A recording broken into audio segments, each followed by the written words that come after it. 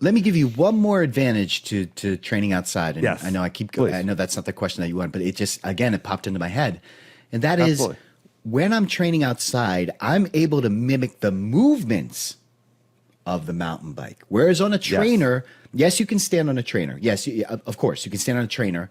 But it's really, even if you do stand and even if you sway, you're still not mimicking mountain biking exactly. And I know that you have a rip row, and we didn't even get to touch on that. But so you're able to get that mountain bike movement in there. But for other people that don't have a rip row and they just have a smart trainer, the advantage of being outside is that I'm specifically, and I do this when I'm on the road bike, there are times when I have to stand, sit, and then I'm throwing the bike back and forth, I'm lurching forward, leaning back, I'm mimicking these movements. And so I'm getting a full body training that, and I could be completely wrong, but I don't know that you can get that on the trainer. Now, again, there's advantages and disadvantages to that, right? Because you're getting a very focused effort on your legs. Like, it's very focused, but now you have to fill in the upper body with something, and you've chose to do that with the rip row, with strength training, and with strength training.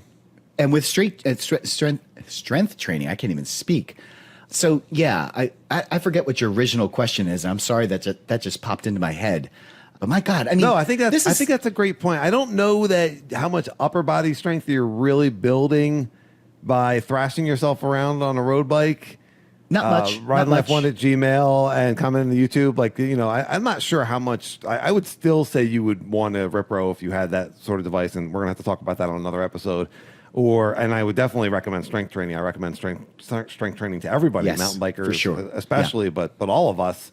But I do think there is an element of balance in there. There's an element of actually being on a real bicycle. And, I asked if you were like pretending or visualizing that you were on a mountain bike on some of these rides, and you said no, but it kind of sounds like in a way you are, and you talked about in the skinny episode about riding the white line, about practicing your skinnies on your road bike on the white line. And there's another opportunity. You're outdoors, you're practicing a bike skill, maybe on the downhill, maybe on the uphill. While you're under tension, laying down power, you're practicing riding in a straight line, which also happens to be how you ride a steep uphill skinny. So you had that in your bag. You had that in your bag more than, and track stands, all those sorts of technical things. So I think outdoor rides, I think the perfect setup is probably an erg trainer and an outdoor setup where you can do your structured training rides outdoors, which I haven't messed around with yet. I'm really curious. I know I already asked it, but RideLife1 at Gmail on the YouTube comments, has anyone tried these outdoor structured rides? And what do you do, listener? What do you do? What's your training? How do you feel? What is your fitness routine? We've only talked about the cardio aspect. There's a strength aspect that we're going to talk about in another episode. And there's also kind of a technique aspect that we're going to talk about in another episode. There's things like manual machines, right? Where you're going to be practicing getting that wheel up. And there's the rip row, which we've referenced a couple times, and which I took video of myself doing so that we could have it for this pod, and we're not even using it. But we'll have it for the future. I even put a shirt on for the sake of the YouTube. I even put a shirt on because I usually don't work out with a shirt because it's my house. I want my family to be impressed. Yeah.